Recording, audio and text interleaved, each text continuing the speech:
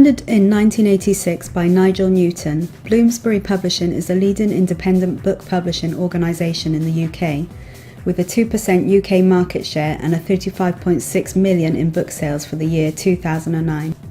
One of their most notable publishing of recent is the Harry Potter series written by J.K. Rowling, which sold over 350 million copies worldwide. Other successful books published by Bloomsbury include The Frinkler Question by Howard Jacobson, which won the prestigious Man Booker Prize for 2010.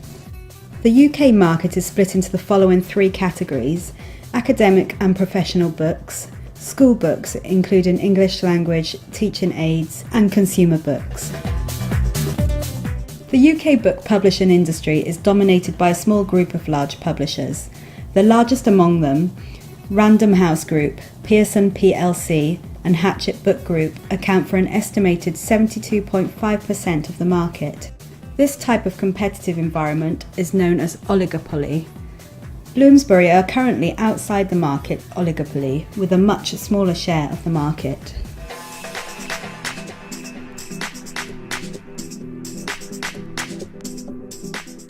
Since its creation in 1986, Bloomsbury focused mainly on the most lucrative part of the market, consumer books. This has been one of their main strengths. However, in recent years, in an attempt to gradually enter new areas of the market, they have acquired many other publishing houses over the years, starting with A&C Black in 2000. Spotting an opportunity for further growth in a market 4 times bigger than that of the UK, Bloomsbury Children's USA was launched in 2001. In addition to the acquisition of existing companies and the creation of new ones, Bloomsbury have also begun publishing e-books, sold through Waterstones' online bookshop. Strengths and weakness of Stratagy, there's 5 main facts. The first is acquisition strategies. The company has been strong in buying up publishing ventures since 2000. And then a strategy which has continued even after the economic trouble of 2007. So it has most recently bought Continuum International Publishing Group in July 2011. The companies are very different in their area of specialty, and then it is danger that the group lose its focus by not concentrated on one particular area of the market. So there is also the need to make sure that the group does not become too heavy, and the running costs are very expensive. So the fourth fact, which is J.K. Rowling, although there are many famous authors in Bloomsbury Group, but J.K. Rowling is the biggest seller and makes the most profit for the group. And the real problem is that she had stopped writing her new Harry Potter series. So since all her books were bestseller at the first attempt, and this will reduce the number of the fresh injections of income, although there still people gonna buy the books.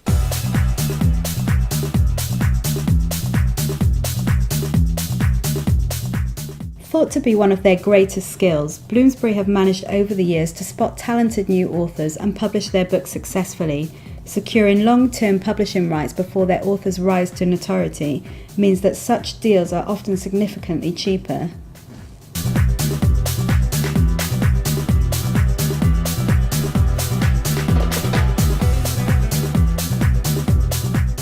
The government have announced that they will be cutting public spending in order to improve the nation's financial predicament. This has also included the proposed closure of many libraries across Britain, including cities such as London and Doncaster. More than 400 UK libraries are currently under threat of closure.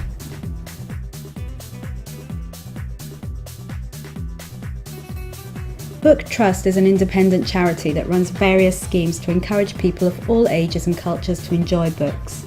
In December of last year, 2010, the newly elected coalition government withdrew its entire 13 million backing of the charity's schemes, which provided 2 million books to children in the UK.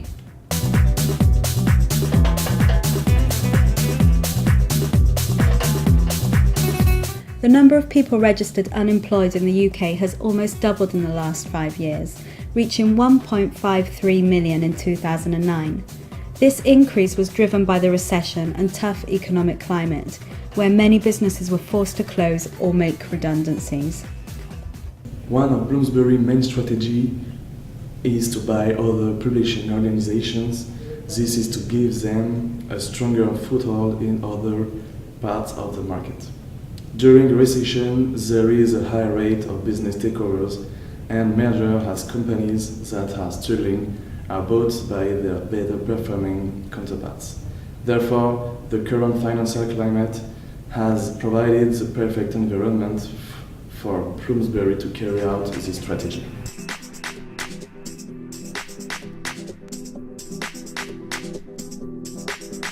The UK population is increasing at between 0.6 and 0.7% each year.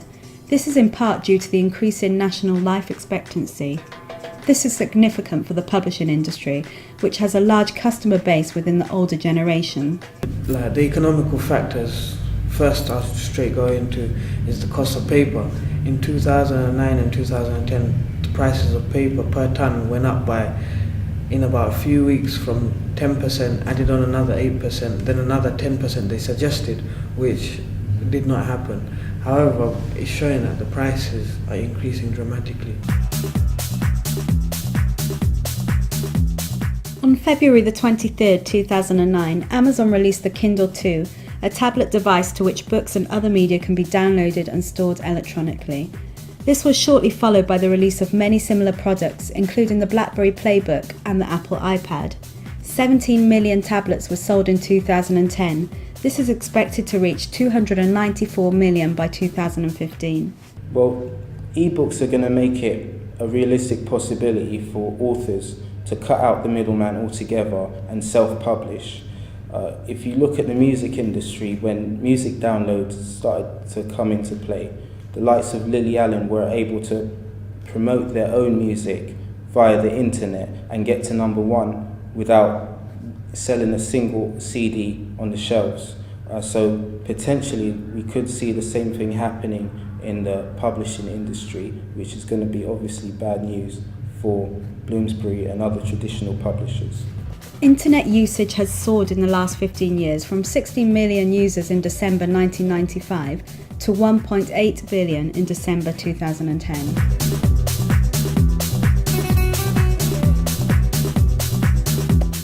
The production of an average book emits 8.85 pounds in carbon dioxide terms. The entire book publishing industry has a carbon footprint of 12.4 million metric tons. Book publishers are often involved in copyright disputes due to the creative content of books. In June 2009, the estate of Adrian Jacobs, a children's author who died in 1997, filed a £500 million lawsuit against J.K. Rowling and Bloomsbury Publishing for allegedly copying Harry Potter from an early children's book called Willy the Wizard.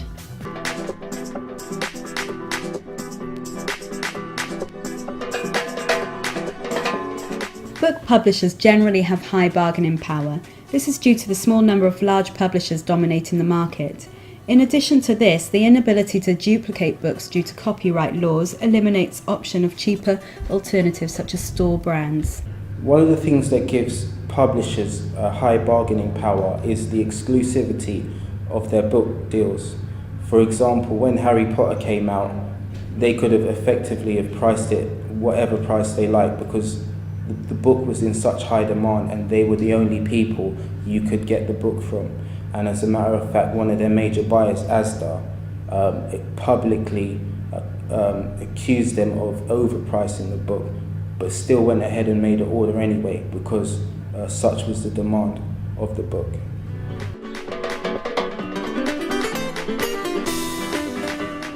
Buyers also have high bargaining power. This is because there are relatively few major buyers purchasing large orders in addition to the declining number of big buyers due to recession. Woolworths and Borders, for example, which were both forced to close in 2009 and 2011 respectively.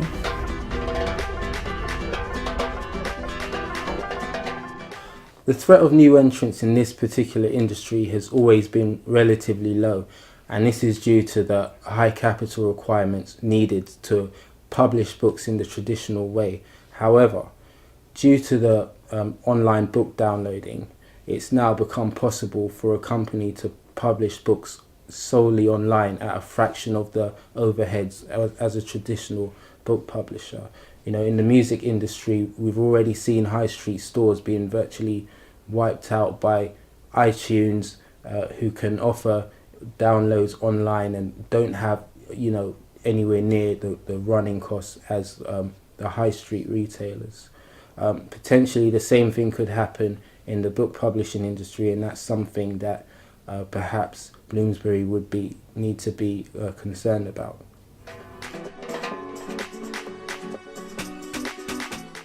Within this industry, there is a medium threat of substitute products.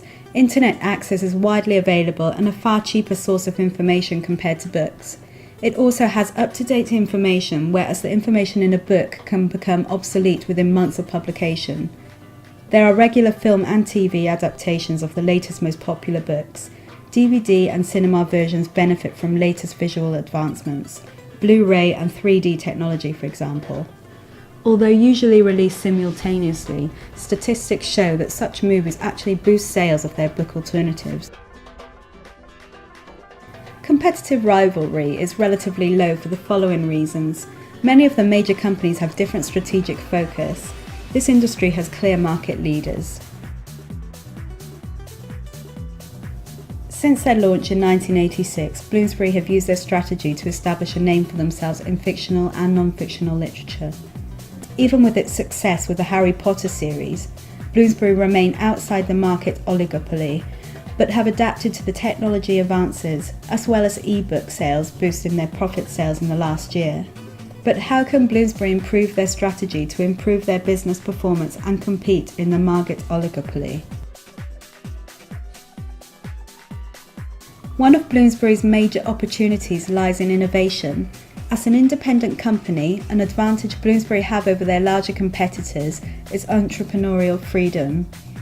Large corporations culturally tend to have their creative wings clipped, and this leaves an opportunity for smaller independent companies to apply innovation to their strategy, leading to fast growth. This was true of Richard Branson's Virgin Atlantic airline, which was profitable in just 12 months and soon on par with the world's biggest airlines. Bloomsbury have a strategic aim of identifying successful artists early. However, at the same time, they have a strict policy of not accepting unsolicited material from authors. If they opened up these channels and encouraged writers to come forward, they would be more likely to achieve this strategy. A fairly innovative way of doing this could be to host annual writing competitions to find J.K. Rowlings of the future. Bloomsbury have identified growth as one of their main strategic goals. In the publishing sector, books only account for 23% of the total market, with newspapers and magazines having larger shares. The phone hacking scandal earlier this year has sent the withdrawal of the most successful Sunday newspaper and the damaged reputation of many others. This could be a good opportunity for Bloomsbury to attempt penetration of this market.